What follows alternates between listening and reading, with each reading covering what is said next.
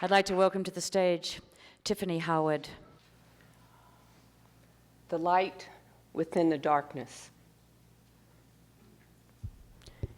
In January of 2015, the bathtub in my sister's apartment where I lived was being repaired.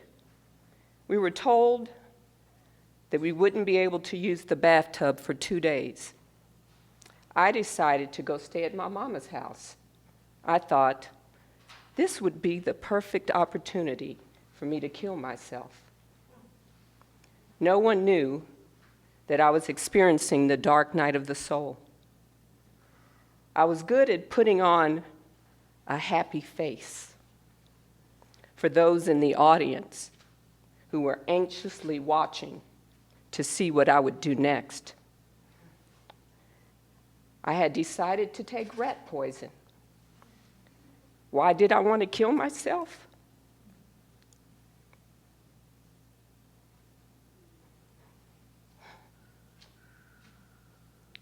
I believed I didn't matter to anyone in the world. My mind had convinced me that I was useless. If I didn't matter, then there was no reason for me to be alive.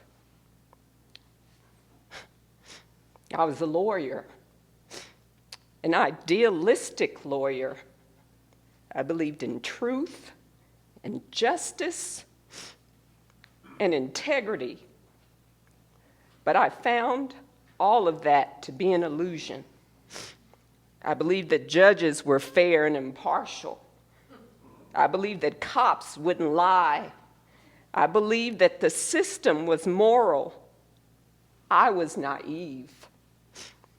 A lawyer whose ideals were slowly ripped from her. Maybe I watched too much Perry Mason and Andy Griffith as a child.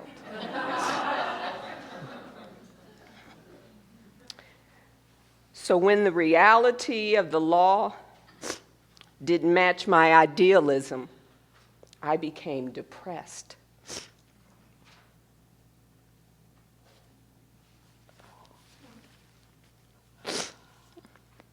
The depression led to my awakening. My awakening led to the releasing of my law practice.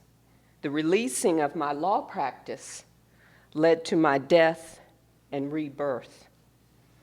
As a child, at the age of 3, my daddy would tell me that I would be a lawyer someday.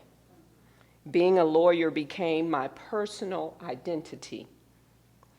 If I were not a lawyer, then who was I? I thought useless. On that transformative day in 2015, I called my best friend San to tell her goodbye, that I was going to kill myself because I didn't matter. She cried with me and asked me not to do it, but I told her that I had made up my mind this time. This time was much different from the last time. The last time was in 2012. Then I wanted to die because I realized that I was a lesbian and in love with my law partner, a girl. I thought that the love that I felt came from outside of myself, from her. So when we broke up, I became depressed and suicidal. I thought my love was gone. No love, no reason to live. But the Sedona Mago retreat in Cottonwood taught me meridian tapping, and tapping helped to save my life. This time, in 2015, it was Eckhart Tolle who helped me and helped to save my life. I said goodbye to my friend San as I put my cell phone down on the nightstand next to my mama's bed I picked up the rat poison. At that moment, I heard a ting on my phone. Something made me check my phone, a feeling, a spark of light within, something. It was Google letting me know that I had a new Eckhart Tolle video.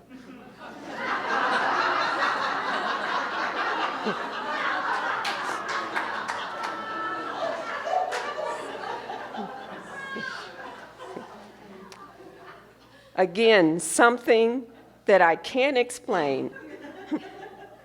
Something within me made me watch the video. Eckhart discussed how we are not our personal identities. We are greater than what we do and who we are.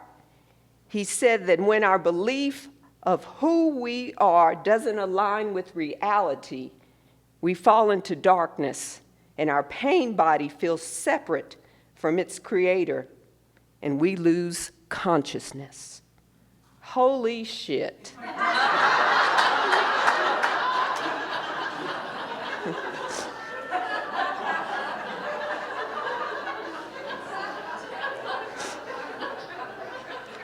This was me.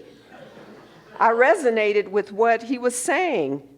I was having an unconscious moment.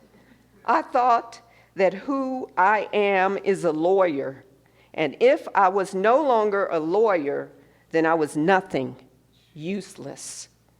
Wow. In those unconscious moments, the pull of the darkness was so strong. But even during those temporary moments in darkness, there was always light. The light never left me. The light never leaves any of us. My soul wanted to live, so I let in the light. Now, if any darkness appears, I'm able to recognize it, acknowledge it, and let it go, because I know that the darkness is a reminder that there is light on the other side.